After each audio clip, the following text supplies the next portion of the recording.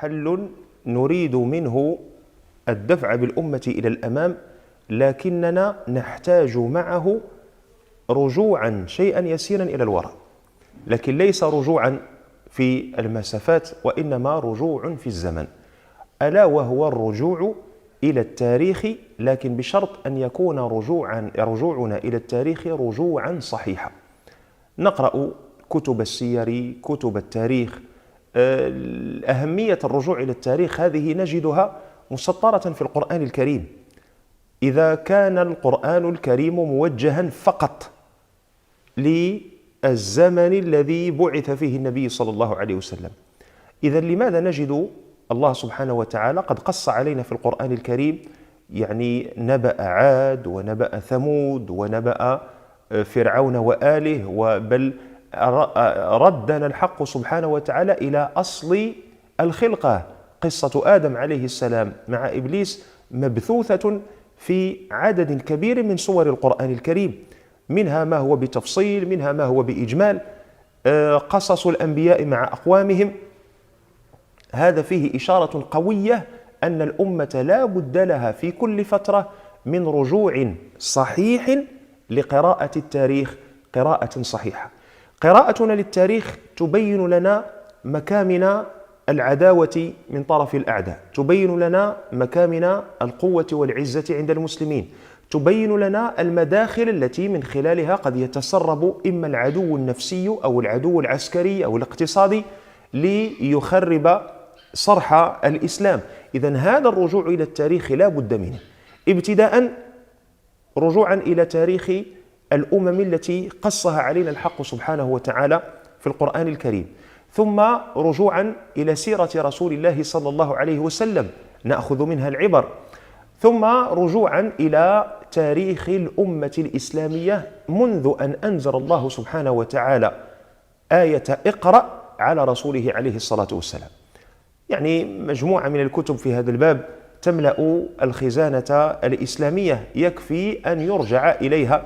يعني لسنا محتاجين لنكون جميعا طلبة في علم التاريخ متخصصين، يكفي أن يكون لنا مجلس داخل بيتنا مع أسرتنا، مع أولادنا، مع آبائنا، مع إخوتنا وأخواتنا، نتدارس فيه سيرة المسلمين. نبدأ مثلا بالسيرة الميسرة لرسول الله صلى الله عليه وسلم، بعد ذلك نمر لسير عدد من الصحابة، نقرأ مثلا شيئا من تاريخ الخلافة الإسلامية وكيف تطورت إلى أن آلت إلى ما آلت إليه الآن بشكل ميسور مبسط. قد يقول قائل يعني ألا ترون أن في هذا تكلفا، يعني نقول لأولادنا سوف يكون عندنا مجلس كذا وكذا؟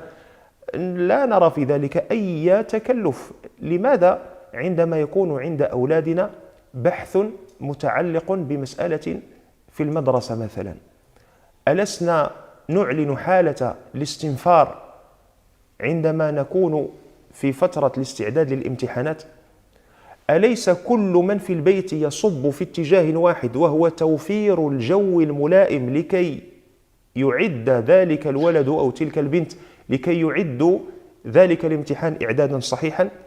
طيب لماذا لا تكون لنا مثل هذه الحالة من الاستنفار على الأقل مرة في الأسبوع لكي نعد أنفسنا جميعا، ليس لامتحان دنيوي ولكن لامتحان هو أعظم من هذا، وهو امتحان النجاح في الخروج من هذه الحالة التي نعيشها، حالة الانكسار في الإرادة وحالة الهزيمة على المستوى النفسي.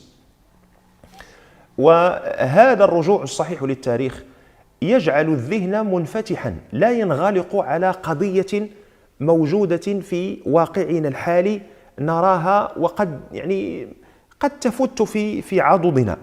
مثلا عندما يرى بعض الناس مثلا بعض أهل الخير والصلاح يقعون في أخطاء، فإذا به يقول يعني خلاص هؤلاء كنا ننتظر منهم كذا وكذا، فإذا بهم يقعون في هذه الأخطاء، إذا لم يعد في الدنيا خير، إذا لم يرجى خير من هؤلاء فلن يرجى في من سواهم.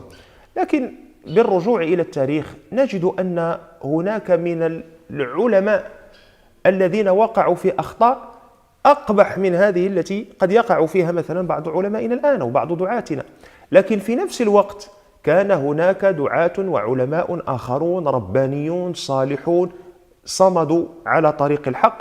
فهذا ينبئنا أننا إن رأينا الآن من بعضنا بعض الأخطاء، فهذا لا ينفي أن هناك أشخاصا آخرين هم لا زالوا على الخير مستمسكين به. ثم هذا الرجوع إلى التاريخ يبين لنا أن ما قد وقع فيه هؤلاء إنما هو من قبيل ما يقع فيه البشر. كل ابن آدم خطاء وخير الخطائين التوابون. هذا من باب كوسيلة من الوسائل الخروج من الهزيمة النفسية قضية الرجوع الصحيح للتاريخ الصحيح وقراءته قراءة صحيحة.